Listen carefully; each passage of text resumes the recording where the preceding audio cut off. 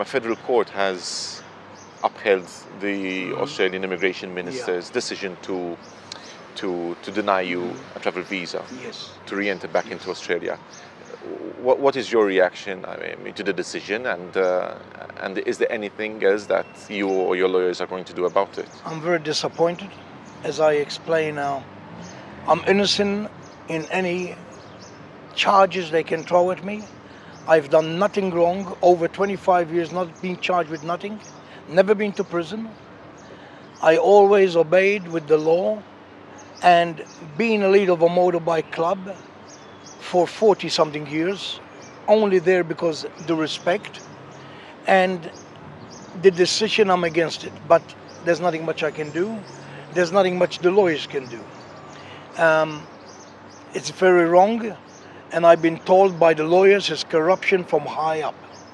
What happened in my case? So this leaves you with no other legal avenue to challenge the court decision. That means that you are stranded in I'm Malta. stranded here.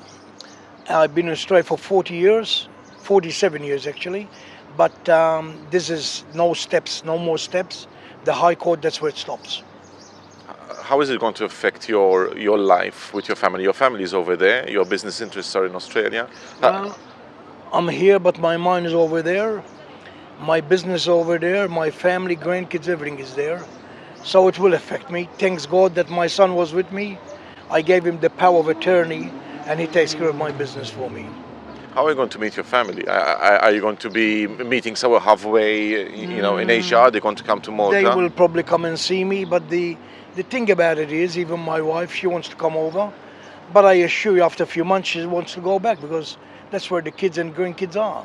So, as much I'm separated from the family, if she'll come and spend time with me, she's going to be separated from the rest of her family. And this is what's all wrong about it. Very disappointed. A report by the Daily Mail in Australia said to have had obtained court documents which were basically used by the immigration minister to come down to the character assessment that prevented you from getting a return visa to Australia. It was intelligence gathered from the Atero task force, which basically said that you were the head of an outlaw motorcycle gang whose members had committed criminal acts, serious cases of drugs trafficking, arms trafficking. So quite serious stuff.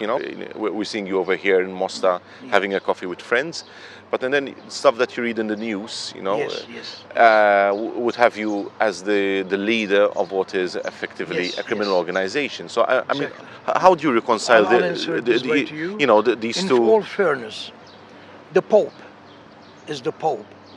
If a priest does something wrong, do they arrest the Pope for it? That answers it all. If the police commissioner, if a police officer does something wrong, do they charge the police commissioner? Why me? If I was with them guys, committed a crime, I will take the fault for it. But this is like a big family. If your son is away and done something wrong, shall the parent be charged with that? Okay, so how do you account for the fact that there's this association between criminality and outlaw motorcycle gangs? Listen, they have done investigations on motorcycle clubs. Their criminal activity, it is a percentage to what people do dressed in suits and tie. As you know today, most criminal activities, it's nothing to do with motorcycle, believe in me. But the little they do, make a big picture out of it, because they want to throw all the spotlight at us. That's all it is.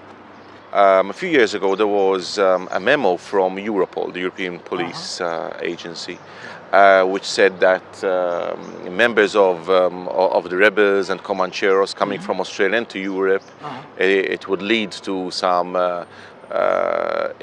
internecine conflict with other established motorcycle clubs like the Hells Angels in Europe. I mean, is this true?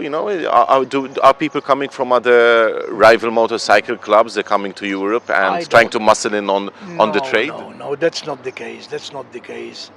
As a matter of fact, Club's been always around from the 40s. It's nothing new, nothing new. But as I said, they throw the light at us a lot more than it happened in the past. Nothing more. That's not true. What are you going to do? Are you going to keep on being the president of the Rebels Motorcycle Club Well, in Australia? it's pretty hard to be a president when you're not there. You know what I'm saying? I am here. I came for 2 weeks. Today I've been here 10 months and 22 days. I believe that I have hope in the future. And I only believe because I'm innocent of everything. And as I said, because you're a leader of a company, you're a leader of a church, it does not mean I should be the guilt of what someone else had done. You know, it's like a family. You can't get the mom or dad for what your child has done. You know what I'm saying? That's how it is. But can you stay on being the leader of the club from, being stranded over here in Well, Malta? that is up to the members. There's a vote every year. I've been there many years, over 40 as a matter of fact. And you don't get voted because you're the bad guy. You get voted in because what you do is right. I keep things in order. When we used to have runs, police come to me and say, hey Alex, please this and that, and I make sure that guys never got in trouble. We used to go 800-900 into a town.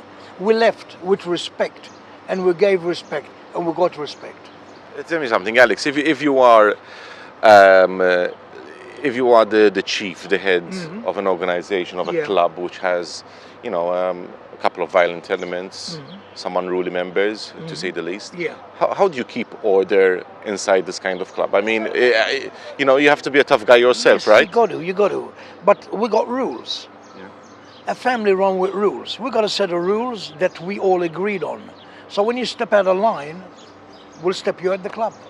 It's as simple as that. You break them rules, you go at the club. But then again, there's other things like what you have done. It doesn't concern the club. It's your deal. It's not ours. We don't tell people to go and shoot people. We don't tell people to go and deal in drugs. That's their business, not my business. You know what I'm saying? That's how it is. Malta is my heart. But when you want to hard over the other side of the world, you lose that part of it. You know what I'm saying? My family's over there, kids, their grandkids. So living here, your mind is there, but you are living here. It's not easy. It's very difficult and it's very hard. You get up in the morning, you go for that walk, you sit, have a coffee with people, time goes away, But still, your mind, I say to people, it's pretty sad, they say to you, oh, this is okay. Well, I ask people, where are you going when you're leaving here? I'm going home. I'm not going home. I'm going to a place I'm renting. As I said, I've been renting properties over 40 years. Now I'm renting a place myself. You know what I mean? Now to go to a place where you look at the walls rather than look at your own family, it's very disappointing. For something I done no wrong. I done no wrong. This is corruption from high up.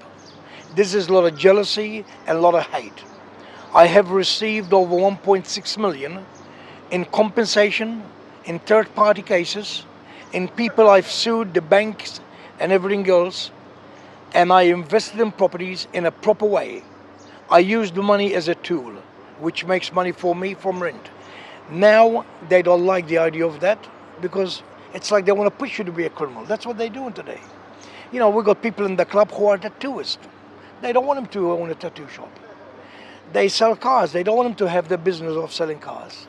They're trying to stop us from doing any legal business, which is very wrong, Mike,